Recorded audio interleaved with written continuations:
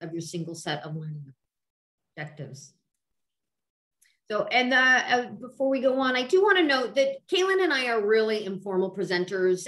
So please feel free to put comments in the chat, raise your hand for a question, or even open your mic. I know when people raise their hands, I can't see everyone. So we're just as likely to miss that you might have an important contribution to this conversation. So please feel free to interact with us as it works for you. And there will be points where we solicit feedback through the chat. We hope you'll participate in that, as well as have some lively discussions in our breakout rooms. Next slide, please. So, okay, just a little bit of an introduction. My name is KayLynn Hamilton. I am a workforce development specialist at the Institute for the Study of Adult Literacy at Penn State. So one of the things that I do in my regular 9-to-5 job is work with the 35 providers in Pennsylvania, provider agencies around all workforce development concerns, from partnerships to career pathways, and of course, IET development. So I'm currently working on the OCTAE IED Design Camp project and the OCTAE IET in Corrections project. And Blaire, my colleague, is going to be leading us off in this session. So I'm going to turn it over to her, and then you'll hear from me in the hour. Thanks, KayLynn. As KayLynn said, I work with her, we're colleagues on the IET, the OCTAE sponsored IET Design Camp project, along with their newly developed toolkit.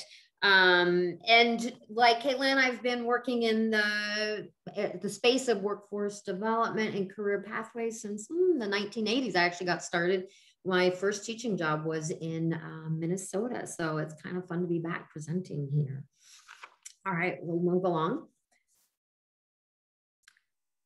Next slide, please.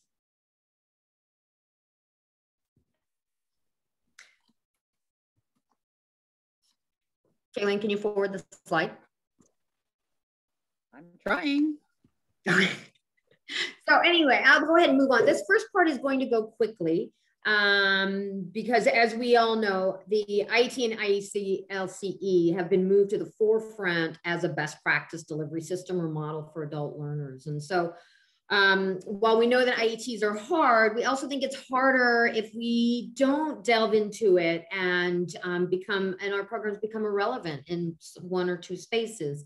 Along accompanied by this is also that OCTAE is really striving for bringing more information about developing IETs to the forefront, as well as they're hoping that this will also bring greater implementation of meaningful, relevant, and well-developed IETs. Next slide, please.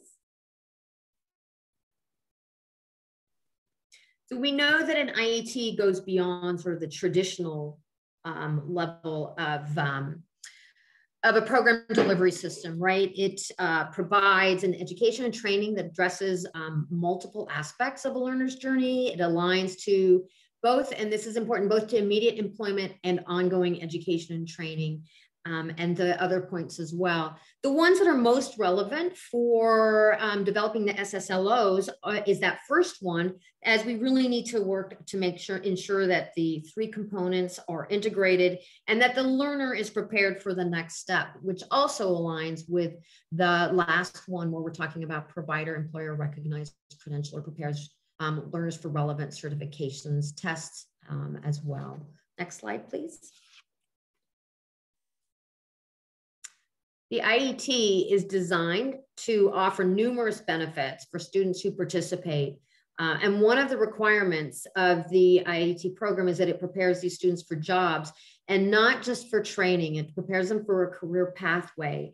The jobs are required to be in demand as well as embedded on part of a career pathway so that students learn not only the knowledge and skills for the occupation, but they also develop literacy and numeracy and digital literacy skills that will put them on the career pathway so that they may start in an entry level job, but then they are fully apprised of the next steps that they need to take, and they have the skills for additional educational and training opportunities. As we discussed, the IET that requires adult basic and adult basic education component. And it's part of this is where the single set of learning objectives, why the single set of learning objectives is so important to Octave, is because it really ensures that the focus doesn't just become on training, but also on academic skills that are transferable to other contexts. And I just wanted to, here on the right-hand side of your screen is an example of Yavapai College in Arizona, of their collaboration with the adult education program that ensures a clear pathway with multiple occupational opportunities, as well as the embedded nature of adult education, literacy and numeracy skills as well. Next slide. So as you're building your IET, your key considerations are going to be, is there a job at the end of the training? Is there a viable career pathway attached to the job? Is the job in demand? And importantly, will you have interested partners and will you have interested learners? Those two are key to designing an IET that works for your program, your partners, and for your primary audience, your learners. And they also, those two also can drive development of your single set of learning objectives. Next slide, please. We're going to move into the early phase for designing an IET, which is identifying your IET team. And as I noted on the previous slide, this is relevant as you may want to think about as you're putting together your planning team. In addition, who will be on your team to design the curriculum and the single set of learning objectives? Or in addition to develop them, who might you want to think about as far as being part of the team to review the single set of learning objectives, should you be the one who develops them within your program alone. Next slide, please. So this is a look at some of who your post-secondary partners might be able to be. You might be. They could be your K-12 career and technical education, your technical colleges, which is probably where a lot of you all sit, but also your workforce development, your businesses, health and human services, community-based organizations. And you can see that they would all bring sort of a little bit of a different take on what an IET program might be and what a learner might need to learn or know or to acquire in order to be successful, both in the transition to employment or education, as well as being supported through there. Each of these you could probably see as relevant in giving some insights into the curriculum that you'll develop, and then that single set of learning objectives, which ensures that your IET is integrated and contextualized, representing all three components. Next slide, please.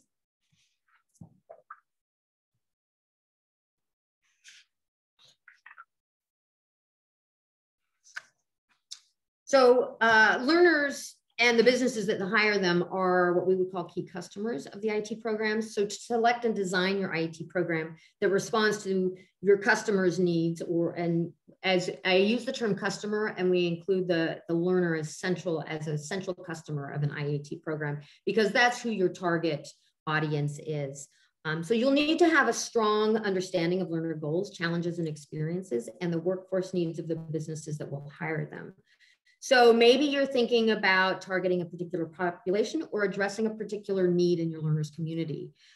So taking some time while you think about your career pathways and your community resources and your workforce development needs and the business needs, you really want to take time to listen to your learners' stories and hear about their experiences and needs so you can help strengthen your approach. This will inform your curriculum again, and then also identify particular aspects of your learning objectives for your SSLOs to meet those needs.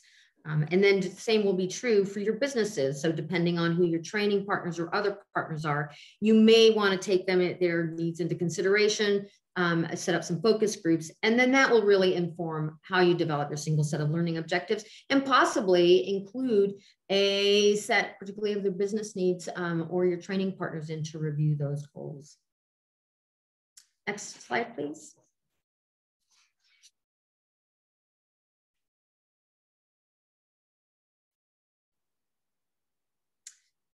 So when we're looking at these, we want that pathway to be a pathway to somewhere, right? The career pathway is defined in WIOA as a combination of the rigorous and high quality education, training, and other services that aligns with the skill needs of industries and prepares an individual to be successful. So here you can see, we're not just focusing on the welder's helper, but we're also hoping to get people to be to the welder, as the welder is where you will start with a living wage job. So even if your IET focuses on that beginning level of the pathway, you're going to want to focus long-term all the way through possibly what skills might they need for transitions into additional training experiences or even on the job learning. And that's where your single set of learning objectives will be really important because they tie in those considerations. Next slide, please.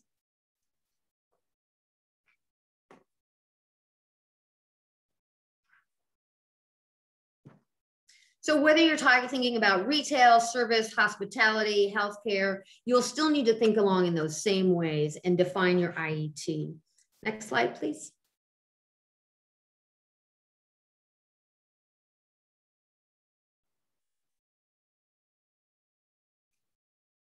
So as you think about your particular industry or sector that you're targeting, you're going to look at how you define an IET, which obviously is the three components. We're looking at concurrent instruction and we're looking at the career pathway so that those will all set up your IET. And then those will waterfall, cascade down into your curriculum and a single set of learning objectives.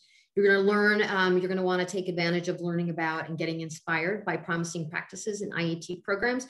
This also includes looking at curriculum that already exists, and you can find those and evaluate those. And some of them, as the IETs are becoming more and more prominent in the adult education field, they also have some excellent ideas about single set of learning objectives, or they'll identify the learning objectives for each component, and then you simply need to develop a single set of learning objectives.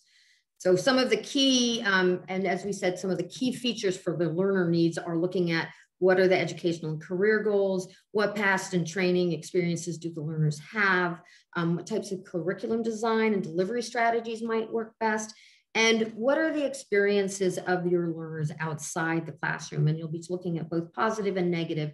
And these will all help. You can lean on your partners for these as well as your past experiences, and then go from there to define and design that program. Next slide, please.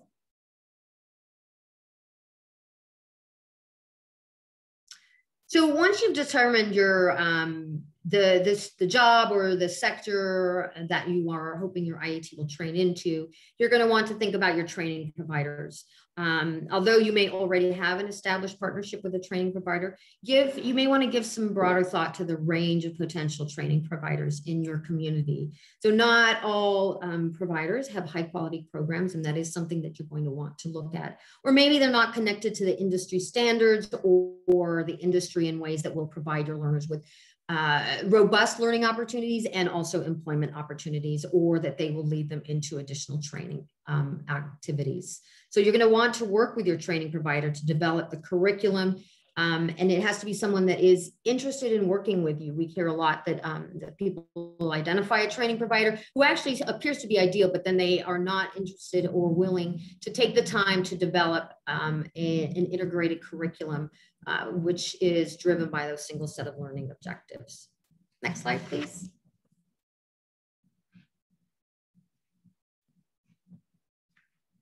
So as we move into developing your IET, we're going to look at a couple of key pieces for that. Next slide.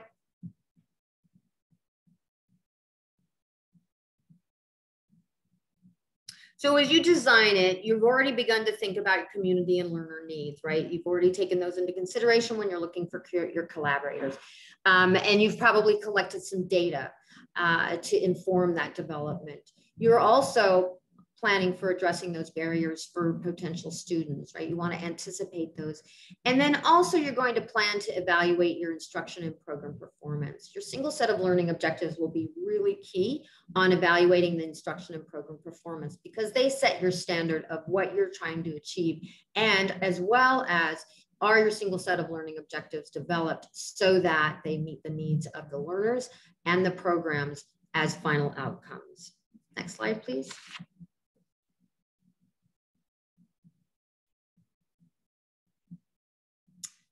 As you're planning your IET, you want to think about it in sustainability and replicability. Sorry, I don't know why that word was hard for me today.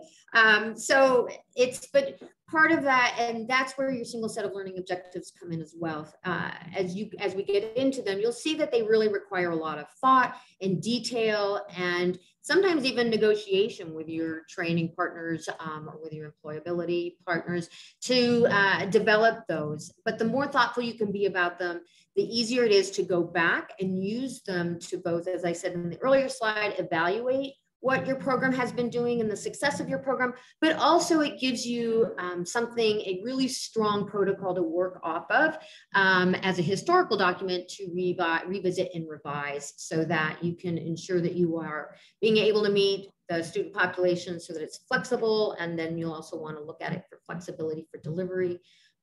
And then possibly even you may need to revisit those SSLOs and revise them in order to better meet the funding changes that might occur after delivering the program once. Next slide, please.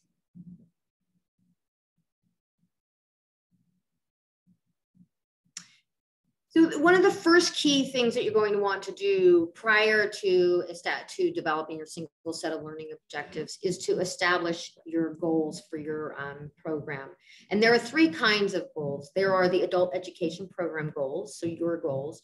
Your learner goals, right? They come with a different type of expectation. And then your partner goals, anybody who you're collaborating with will also have a goal that they want to set to show that their role is both valuable and that any identified outcomes that they have are being met.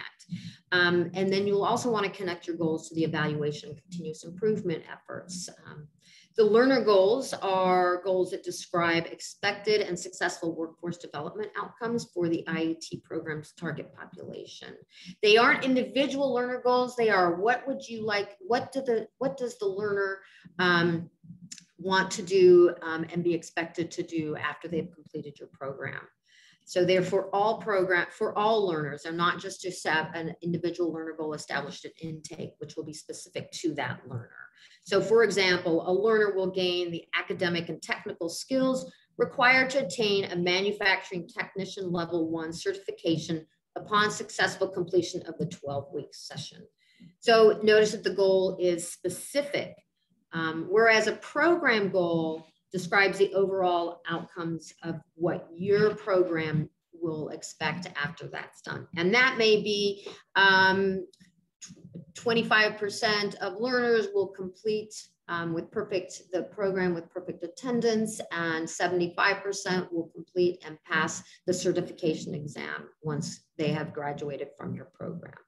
And then finally, partner goals are goals that focus on the engagement or outcomes that are important to partners, such as if you're partnering with one of the American Job Centers, they may want, 50% enrolled in WIO01 services, or maybe they will want 100%, or maybe you're working with an employer who will interview 25 learners, and that they will be able to place 20 of those into employment in their business. So there you can see that there are 3 different kind of goals, 3 different kind of audiences, which are very related to those particular pieces. So next slide, please.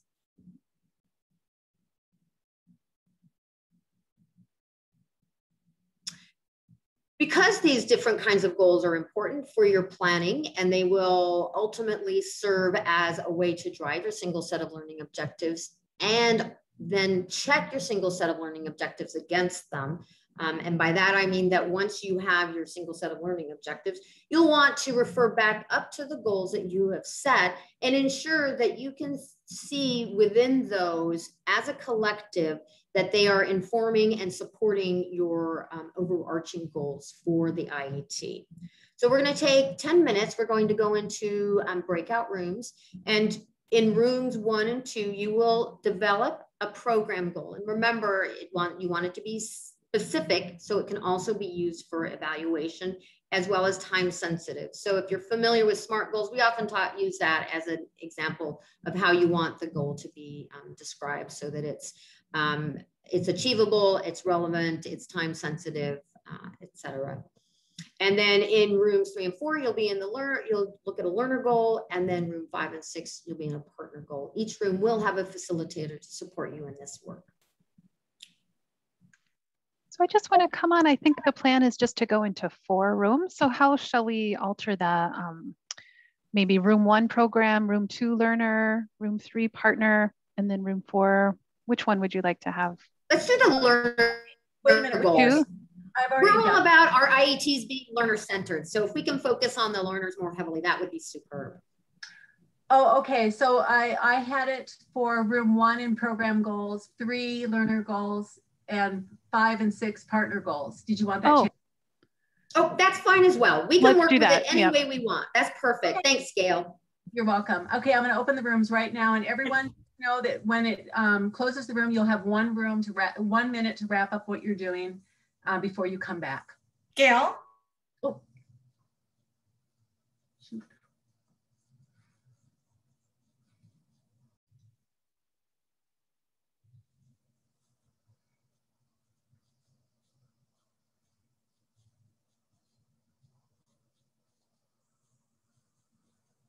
Super. Super. Well, welcome back. I hope you all had an interesting conversation. Let's take a moment to hear a report out, just even if about what your program goals were, but then also if there were any interesting discussions or points or thoughts about this process and what it might mean for the design of an IET and where it might lead you and how it might guide the rest of your process. So breakout room, who did program goals? Yeah, so I can speak about that. We talked about program goals. I'm just going to put in the chat a few notes that I took. It occurs to us that as far as programs goes, some programs are very focused on a certain vocation or certificate. One was a manufacturing certificate at the prison in Faribault, for example. The focus may be on literacy, really, on ABE standards that need to get implemented, on enrollment numbers and contact hours, earning a secondary credential linked to the ability to benefit work. And student retention from the start to end came up in one of our programs. And then also, of course, making measurable skill gains and level gains that can be documented, our program goals. Super, thanks. Yeah, you see that, and that's a beautiful example of how wide-ranging your program goals can be. So what about learner goals?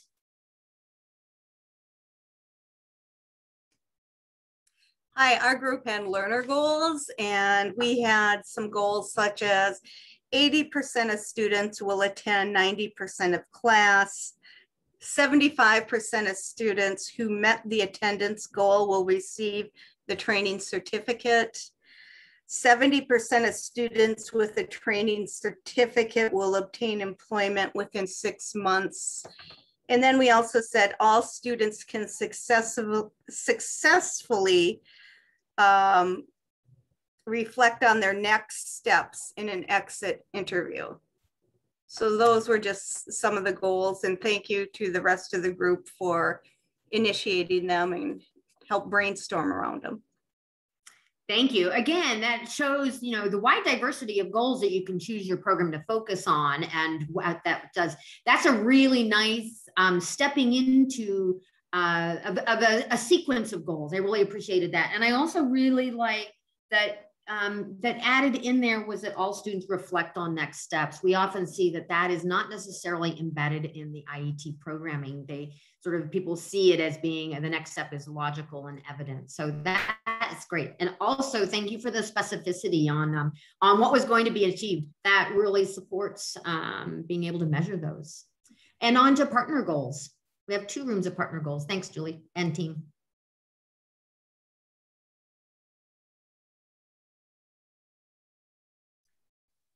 Heather, there you go. This is Heather, and we worked on group 5 for the partner goals, and I tried to capture our discussion. We were thinking about different partners. If you were a college, your goal might be wanting to have regular enrollment after the training, after the IET.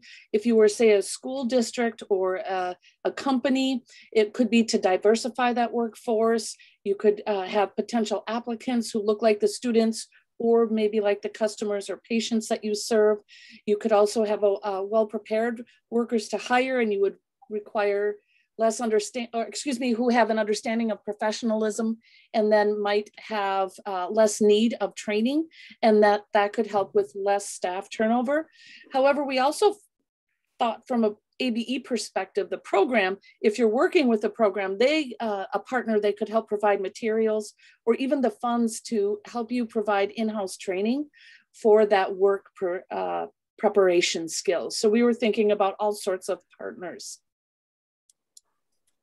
Heather, that's lovely. I really appreciate the fact that you identified how different partners will have different goals. The IET holds different meaning to them. And then I also appreciate that you didn't take the ABE program, or you took the perspective that the ABE program is not always the lead on the IET. And so what were their unique goals be within that kind of structure? I think we have one more room that will report out on partner goals. Yes, we also had partner goals, and I'm not sure we have a lot to add. We talked about many of the same things that Heather's group talked about. We focused on some of the examples of partners that the people in our group had been working with in their collaborations, and also talked about school districts as partners.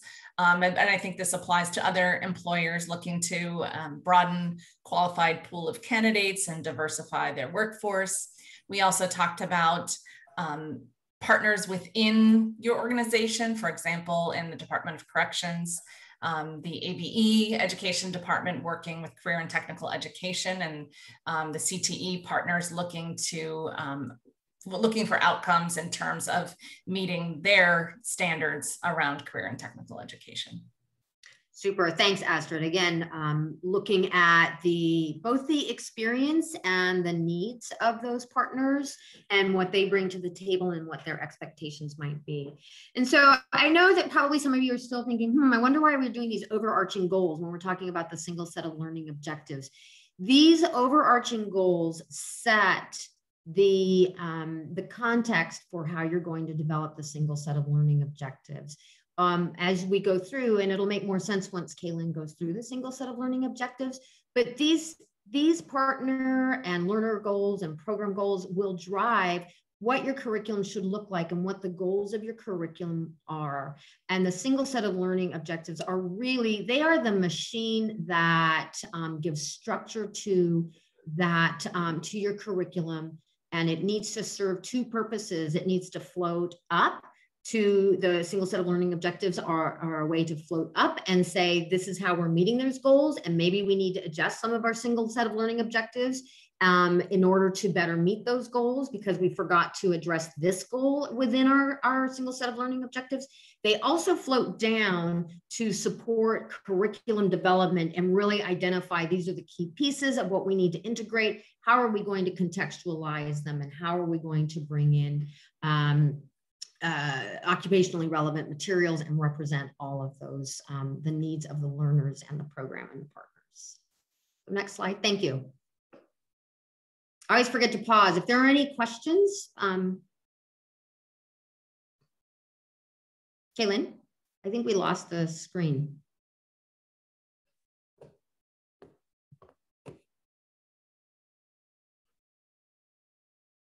Here, I'm going to go ahead and share. Let's see if I can share my screen.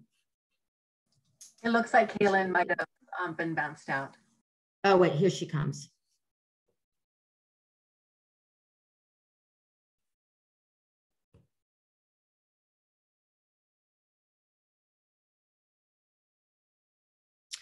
Super.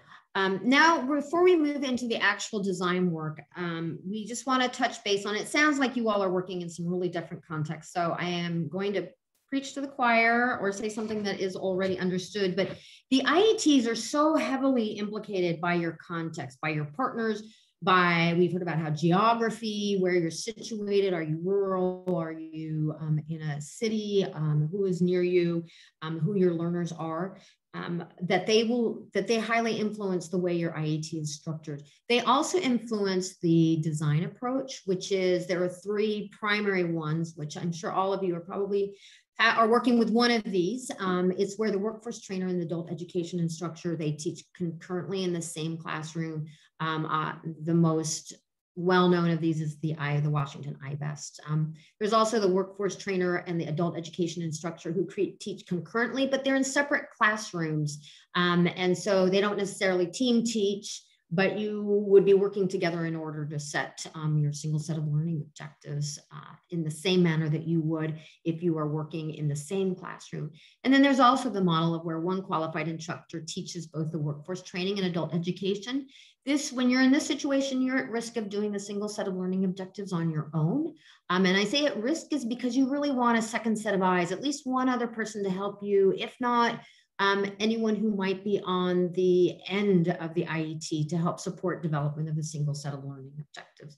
So regardless of which one of these are, you want to collaborate on your single set of learning objectives, and they will also implicate how you go about that, setting time and working with someone that you're collaborating with, whether it's an instructor, an employer, or a workforce development partner. Next slide, please.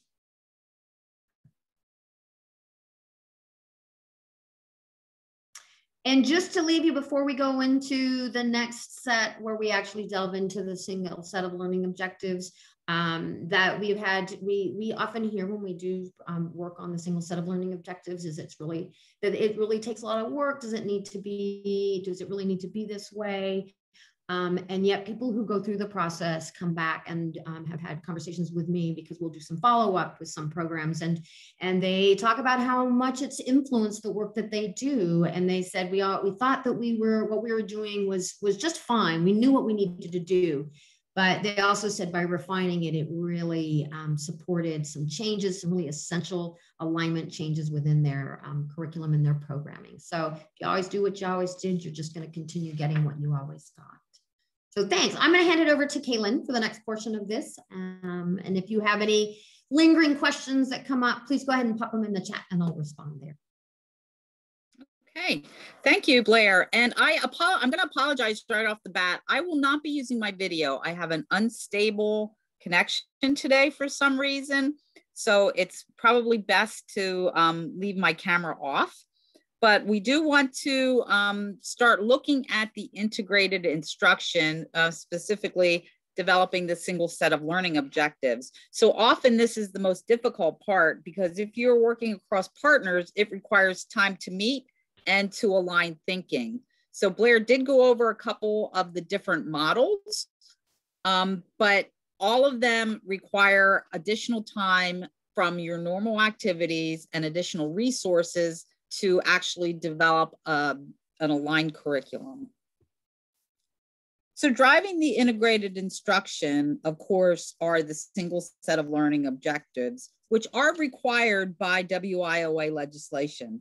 So they must be integrated, comprehensive to ensure learners acquire all needed skills to content to successfully complete coursework and enter employment or additional training or education, and they must be contextualized. So again, the single set of learning objectives are not just a good idea, they actually are in the legislation and they are the law. So this slide on your screen simply reflects the components that need to be integrated. So we all know that the 3 required components are adult basic education, illustrated here as adult literacy skills, the workforce preparation skills, and the workforce training. Also in the legislation is that the adult education skills must be aligned to content standards. So those are your state contents. So I'm not sure exactly what you use in Minnesota, but I know that some of our examples that we're going to be using are going to be looking at the college and career readiness standards. So while the standards, we may not think of them as a required component because we basically always refer to the IET as the 3 required components. The adult education content standards are also required. They're just, I don't want to say they're an outlier, but they're just not one of the three that you may be familiar with.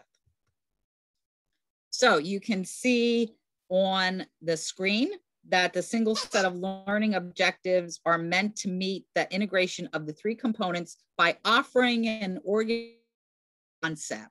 So what you see in front of you is the way we illustrate this. We typically do these with the columns where we're going to identify workforce trends. Excuse me 1 minute. My dog does not usually play, but now she's 1 second.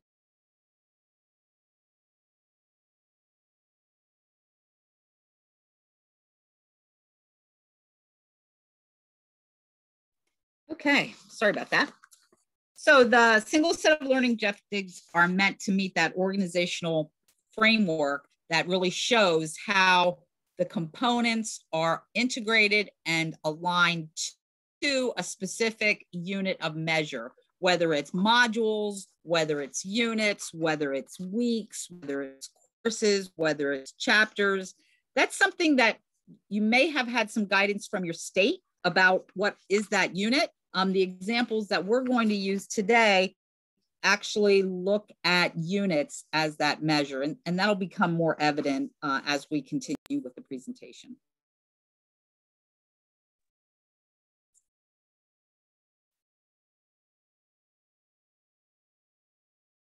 So keep your eye on the goal, or here, you keep your eye on the goal of ensuring that learners also get the services they need to do by doing more than a training for a job. You all know that it's more than just that. Learners need the skills to become independent learners, to plan their pathway that results in strong literacy skills, and that they are prepared to obtain, keep, or advance in a job through those workforce preparation skills.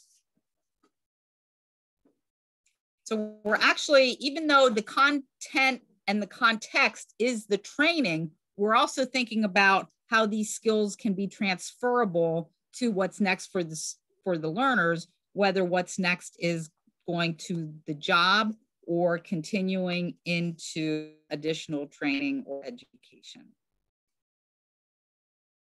All right, so here is an example of a learning objective that will ultimately begin one of your single set of learning objectives. So experience has been the terminology of the single set of learning objectives. So the set designates more than one. What you're looking at now are the components for the Manufacturing Integrated and Education Training Program. This program, what we're looking at now is what is part of Unit 1.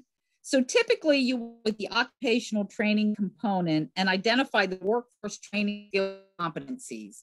So for this particular training, the instructor would sit down with the adult education instructor would sit down with the occupational training instructor and really talk about and look at the materials and decide what is going to happen in that training, the occupational training in that very first unit. What are the objectives and what are students going to need to be able to do at the end of that unit? So for Unit 1, is where we're going to begin. So the training provider will share the materials and we'll see that they will need to do print reading, understand and apply concepts of tolerances in manufacturing, and understand and apply manufacturing process order of operations. Those are the things that are going to be taught in that first unit in this IET.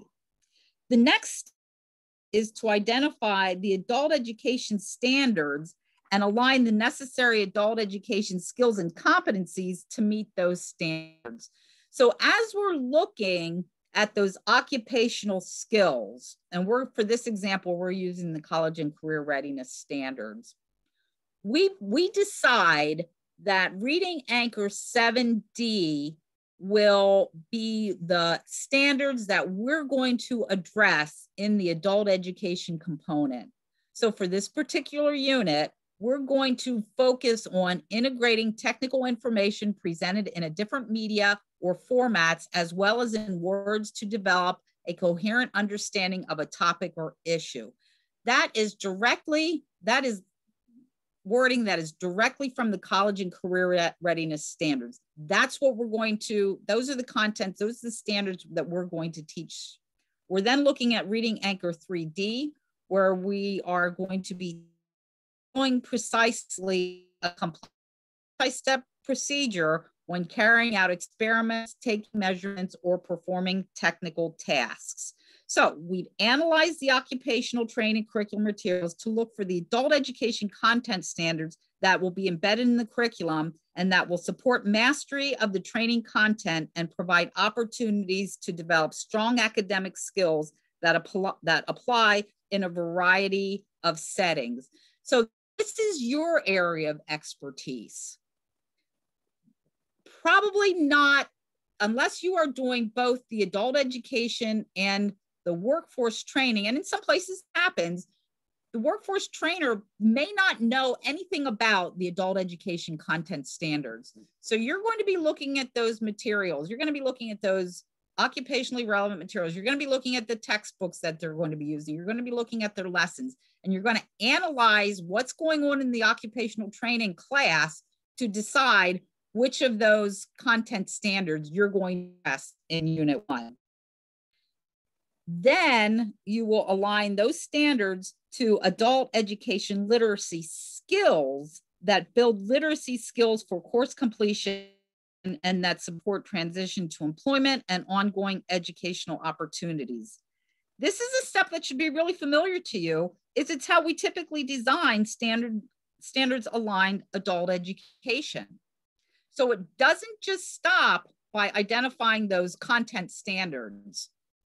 The other piece of it with the adult education part is really discussing skills to teach to address those standards. So you'll see, kind of to make this a little more cohesive, that those two columns are both the same color because they are very, very closely related. You work with the trainer to decide the occupational skills that are going to be taught in Unit 1, identify those content standards, and then what skills are you going to be teaching that address those standards. And then finally, you're going to identify the workforce preparation skills and competencies related to the occupational training. What are the transferable skills and competencies that employers in that industry will focus your IET program? You may know those workforce preparation activities as employability skills, soft skills, 21st century skills. Those are the skills and competencies that adult learners can apply to a variety of contexts beyond the classroom. There are several resources that can help you identify those workforce preparation skills. You can use ONET job summaries. You can analyze the occupational training curriculum again and talk to the trainer what kinds of skills you should be integrating into this unit. You can talk to business and industry partners and get a better idea of what those jobs actually entail. You can talk to folks at your local workforce board or with businesses and industries than you do to help you, again, identify those workforce preparation skills. And finally, you could also use a framework such as the Employability Skills Framework that aligns closely to workforce preparation skills.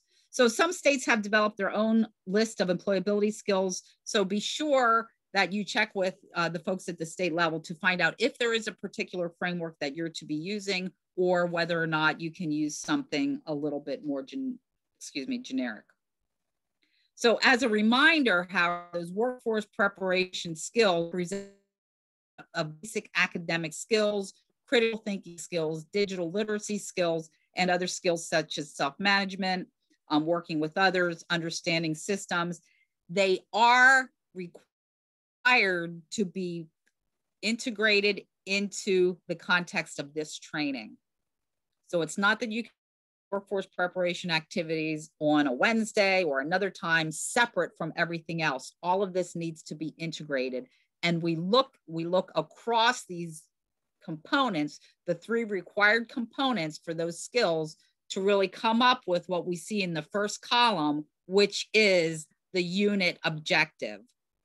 So for this particular unit, what education provider and the occupational training provider have come up with is that the learner will interpret a technical drawing for the purpose of part to customer situations.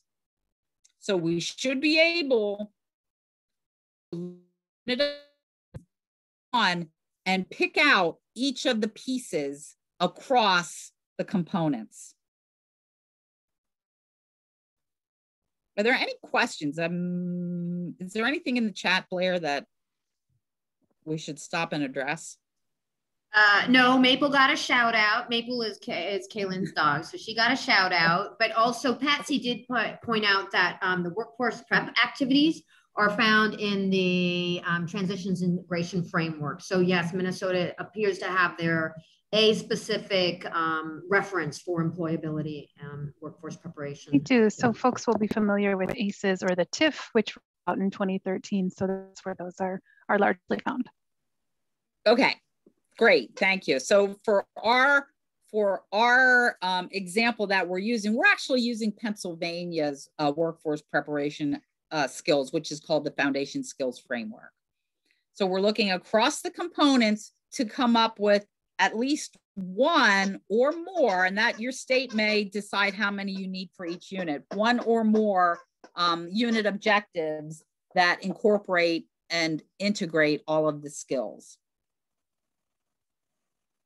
Oops. So once we have developed that unit objective, we want to take a look at it. We want to see if all the three required components are representative. Are they integrated? Does it demonstrate contextualization? Will the learners know what they have to do and know how to be successful?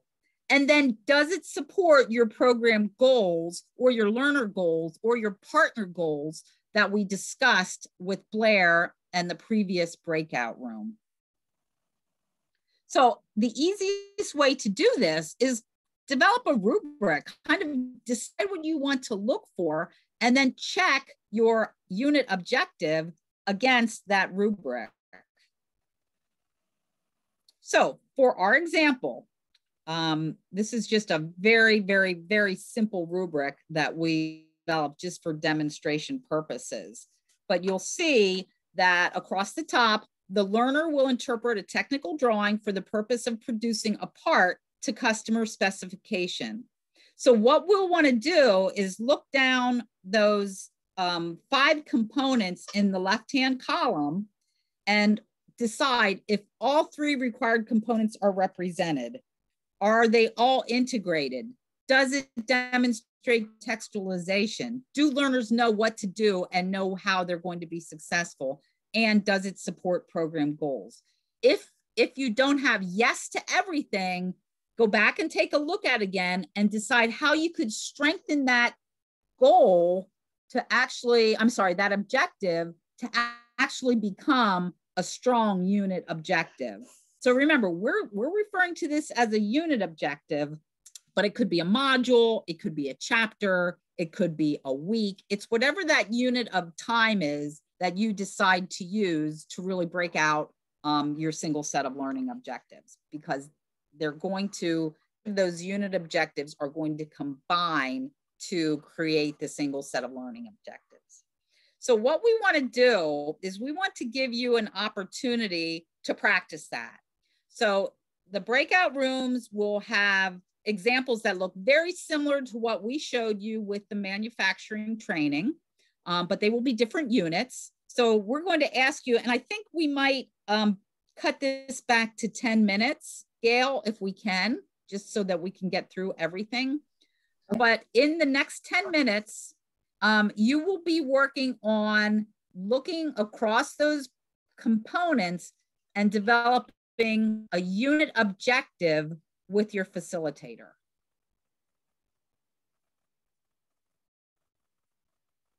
So we're going to have 4 breakout rooms with random assignments. Your facilitators each have unit information that they're going to share with you, and we're asking you to develop learning objectives based on the information that you have.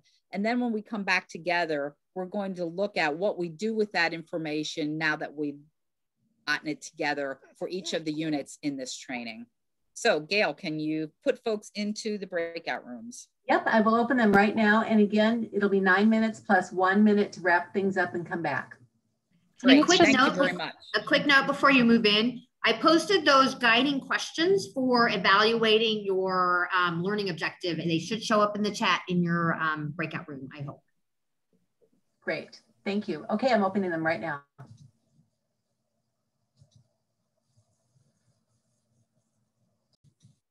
Okay. Okay, great. So can you see my screen that has the breakout room information on it? No, you'll need to reshare, KayLynn. Okay, I wasn't sure if you could or not.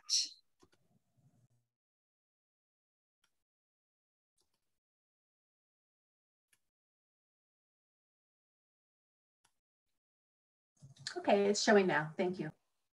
Okay, great. So is that something? How although you might want to put it in present. Might want to do what? Put it in present. We're seeing the screen. There you go. Yeah, there's a lag because I've had it in present.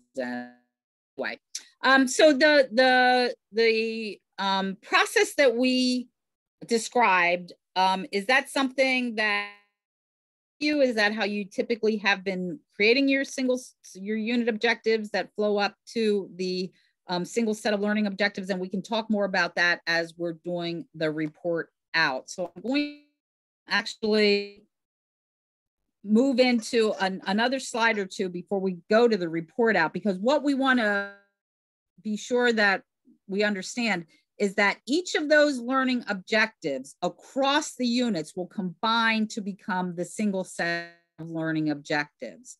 So for example, what you see on your screen is a set of learning objectives.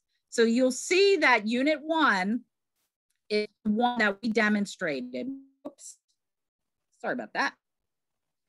Unit 1 is the one that we demonstrated, where the a text drawn for the apart to customer specifications. All right, that's unit 1. Unit 2 is one that was part of this IET, where the learner will follow a manufacturing process from start to finish to produce a given product to specifications.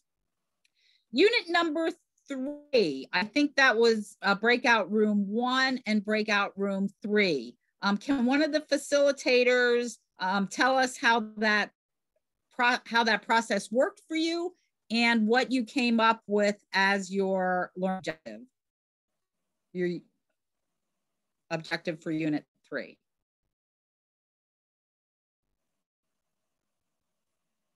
Anyone? Who was the facilitator for room 1?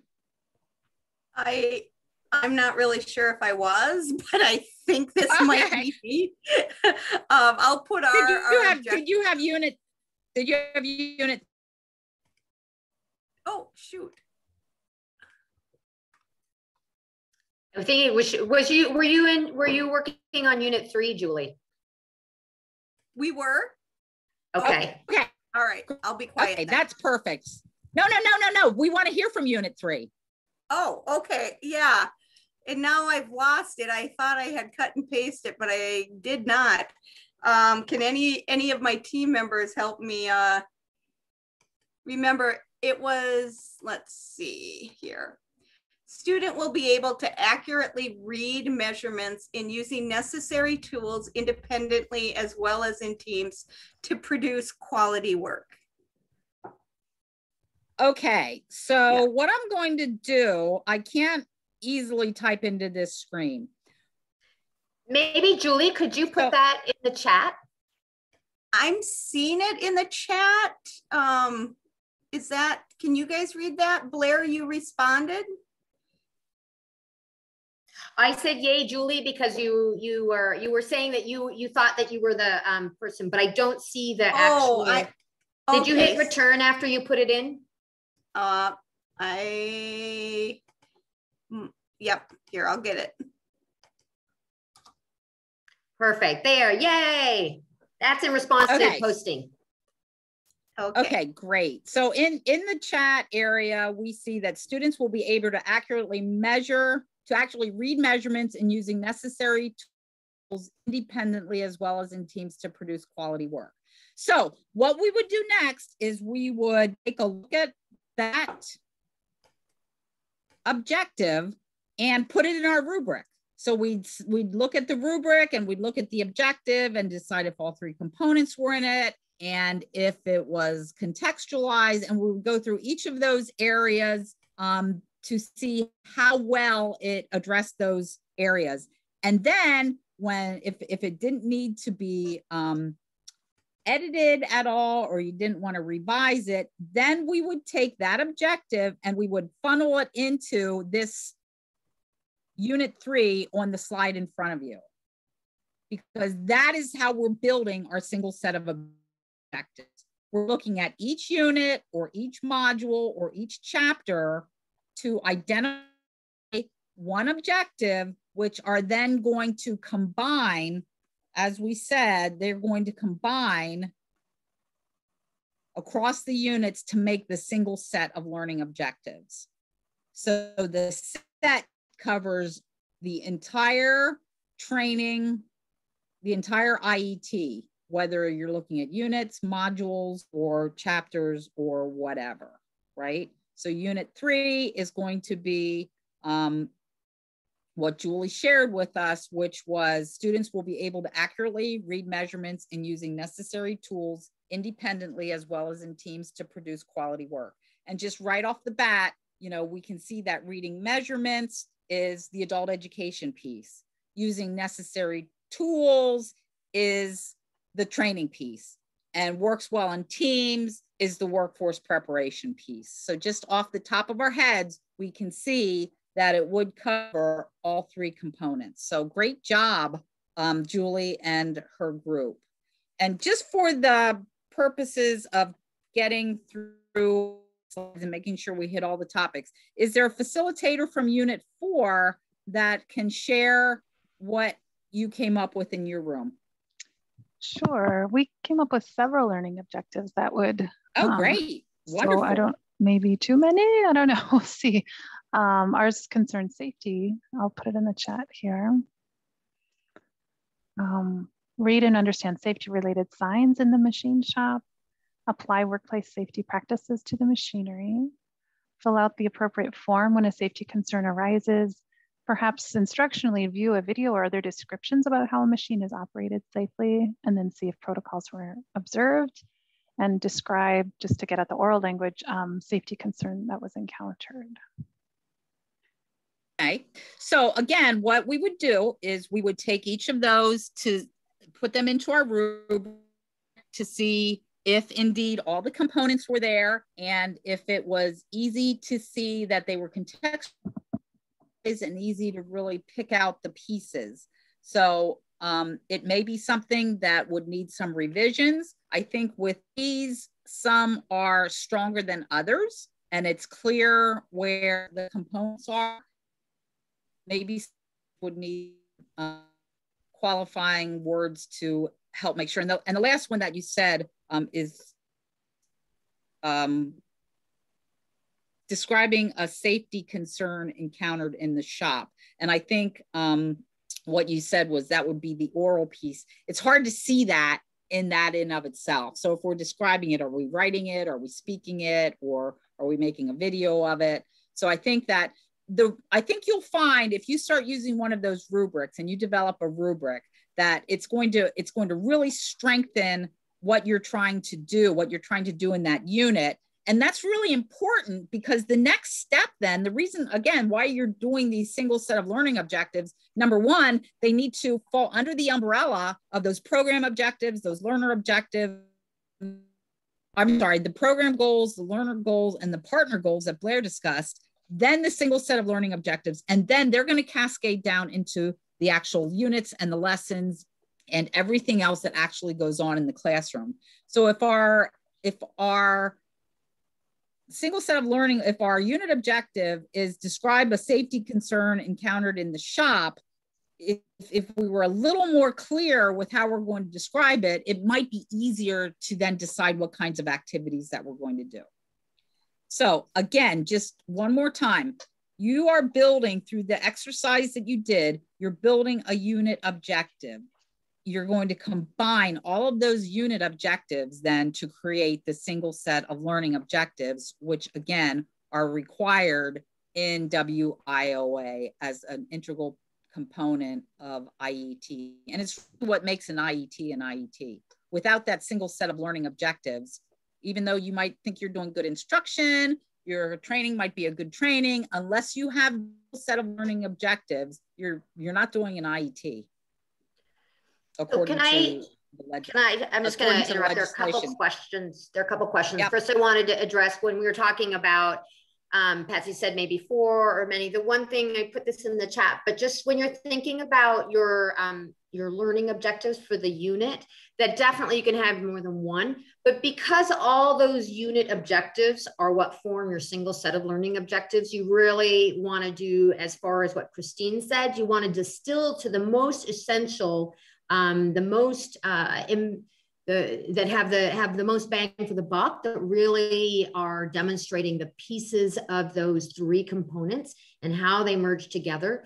You will want to distill those and then choose the most relevant, because if you say, even if you have a 4-unit curriculum and you have 4 per unit, that's 16 learning objectives. And it just becomes harder to both communicate to people outside your program, but also harder to align your curriculum and activities to do that, right? That the bulk is not what you want. You want to really refine them to be representative of what is essential in each of those units. So I just wanted to respond to that. And then there was a quick question, I think, about what's the difference between a unit class goal and a single set of learning objectives? So the single set of learning objectives is exactly what KayLynn was saying. It's the set. It's not an individual unit objective. It is the full set that if I were to go in and look at your single set of learning objectives, I would look at them and I would not just see, oh, this is what adult ed is, this is what they're doing for workforce prep. It's where I can look across them and say, okay, this is what they are doing to integrate all of those pieces, right? So for a class goal, it might just look at adult education and focus more on contextualized literacy skills. However, when you look at the learning objective that crosses across those 3 components, you should be able to see where all 3 components are represented, and not a stronger focus on training or workforce prep or adult literacy, but how they seamlessly integrate and balance out so that you really see the unified approach to your IET. I'm not sure if that helps. That was Penny, you posted that. If that isn't clear, feel free to open up your mic and or follow up in the chat. Well, and I could be wrong, but I think where a lot of us get messed up with this, and I think kind of an example is just like what Patsy kind of wrote. No, Patsy, I'm not picking on you, but when we're trying to get the single set of learning objectives, basically we're looking at all, like what you said, you have to look at all 3, but basically it sounds like we're picking out kind of the main goals of each 3 section and just putting it in one. I mean, that's kind of what I feel like we're doing. Am I missing a key point here?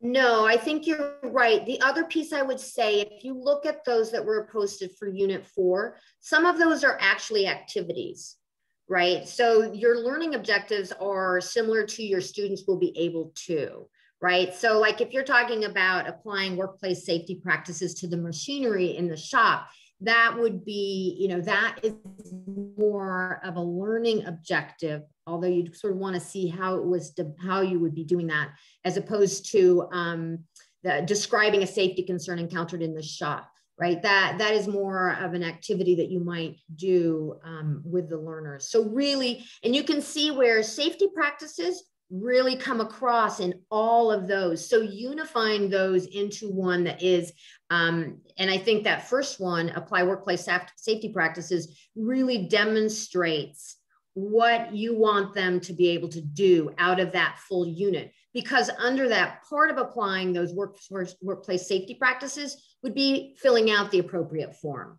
right? It would be, you know, describing how a machine is operated and identifying the protocols. Those are all activities that you could do that would demonstrate that they are able to apply those workplace safety practices to the machinery in the shop. So it might be apply and communicate workplace safety shops, because then you get in the workforce preparation piece where they are communicating either, you know, clearly or giving a set of directions.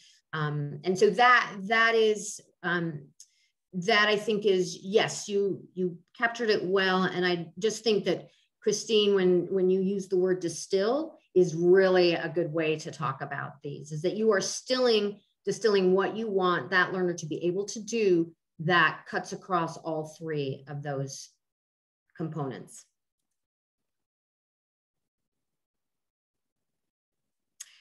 And yes, also, Christine, you were talking about, that is why we go up and we talk about partners, even though it doesn't in that, where we forward that, we don't necessarily, it's part of this presentation because it's really important to draw them in, because you want that balance, you want their input, you want to know that they're represented, but also how that you would be working, how you are represented in their work as well.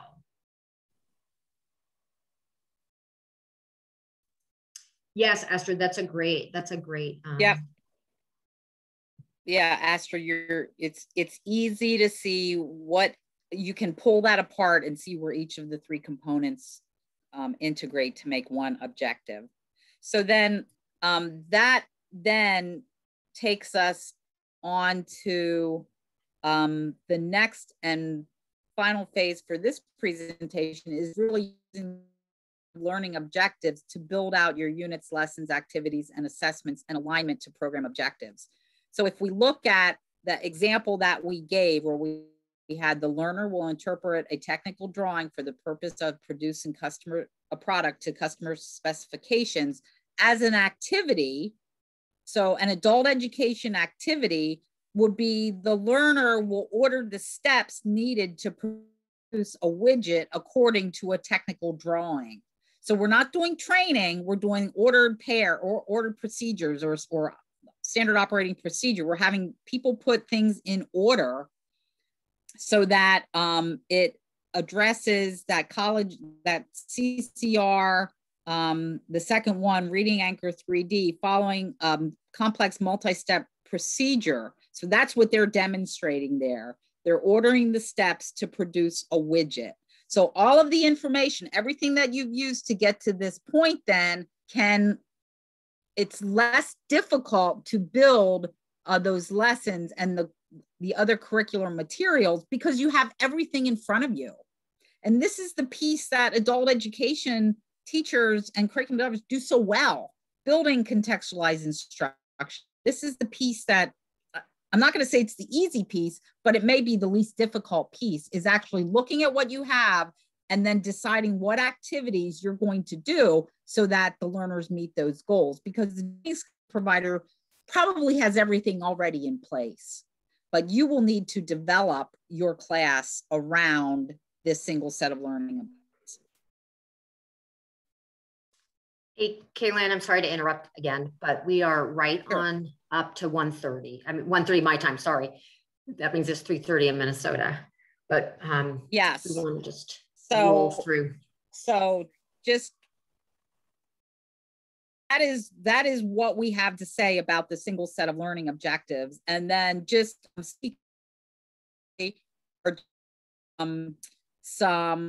visit some of the things that you've probably heard as you're doing development, and ways to go on. This is, you know, the whole purpose and the whole outcome of IET everywhere, whether it's in Minnesota, whether it's manufacturing, whether it's healthcare. These are the kinds of things that are components that are universal.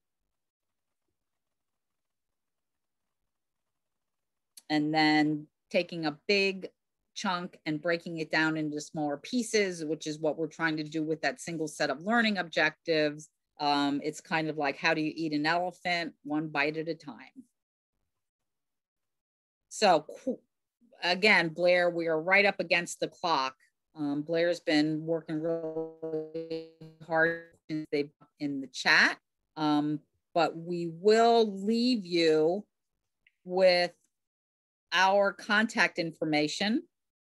So if questions arise around the presentation or general questions around IET, specifically the development of unit objectives and then the single set of learning objectives, please feel free to reach out to either one of us. And that being said, I thank you for participating in today's webinar and hope you have a really good afternoon.